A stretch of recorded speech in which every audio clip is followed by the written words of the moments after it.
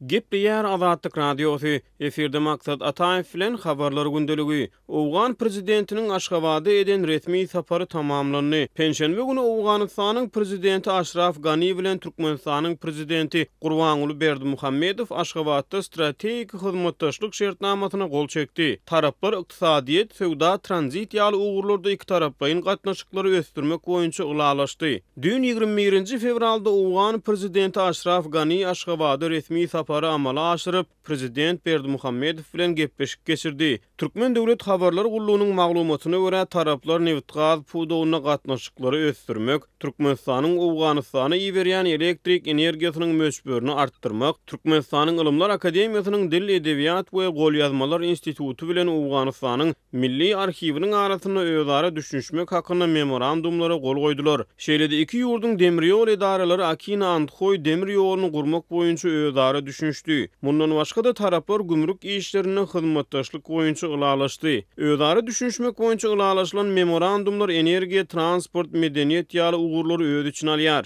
Gol çekilen dokumentlaryň hataryna resmi maglumatlary görä howpsuzlyk pudowyna hyzmatdaşlyk boýunça resmi nama ýok. Ýöne taraplar howpsuzlygy pudolandyrmak boýunça ýakyn hyzmatdaşlyk etmäge taýýardyklaryny tasdiklady. Owganystanyň prezidentiniň diwanynyň beýanatyna görä Türkmenistan bilen Owganystanyň arasyna gol çekilen strategik hyzmatdaşlyk şertnamasy iki ýurduň arasyna syýasy, ykdysady we howpsuzlyk hyzmatdaşlyklaryny mundan beýlekde ösdürmäge ýardam berer. Şeýlede maglumaty görä Berdimuhammedow öz ýurdunyň Owganystana çaknaşyklaryň diplomatik ýollar arkaly çözülmegini tutan ýerli goldaýanlygyny hemde bu ugurda Türkmenistanyň Owganystan bilen hyzmatdaşlyk etmäge taýýardygyny aýdypdyr. Gepleşiklerde Owgan prezidenti terrorçylygyň regiona we dünýäde çynnakay problem bolygyny aýtmak bilen munyň höttesinden gelmek üçin hyzmatdaşlygyň zerurdygyny aýdypdyr. Türkmen prezidentiniň sözlerine görä Türkmenistan, Owganystan, Pakistan, Hindistan gaz geçirjisiniň gurulmagy Owganystanyň 12.000 iş ornuny döredir. Şeýlede ol bu tassamanyň Owganystana ýyllyk $1 milyard girdezi getirjekdigini aýdypdyr. Iki ýurt Türkmenistan, Owganystan, Pakistan, Hindistan gaz geçirjisi hemde Türkmenistan, Owganystan, Täjikistan demir ýol tassamasy ýaly iri proýektlere gatnaşýar.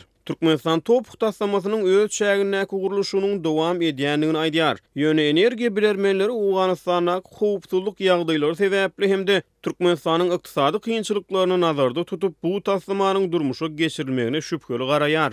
Geçen ýylyň noýabr aýyna topuk taslamasynyň ýol başçysy bu taslamanyň bahasynyň 7 milyarda düşürilendigini ma'lum etdi. Ilki başda taslamanyň umum bahasy $10 milyard diýilip kesgitlenipdi. Türkmen Döwlet Medeniýeti Türkmenistanyň Owganystana beren insanperwer ýardamlarynyň hataryna Balx vilayatyna gurulan mektebi, Faryab vilayatyna gurulan oba hastahanasyny hemde Hrant vilayatyna gurulup ulanmaga berilen çağa dogurlayan öýü agdaýar. Günüň ikinji ýarmynda Ashraf Gani Aşgabatda eden saparynyň çägine Türkmenistanyň halkara gatnaşyklar institutuna baryp professor, mugallimlere we studentlere leksiýa berdi.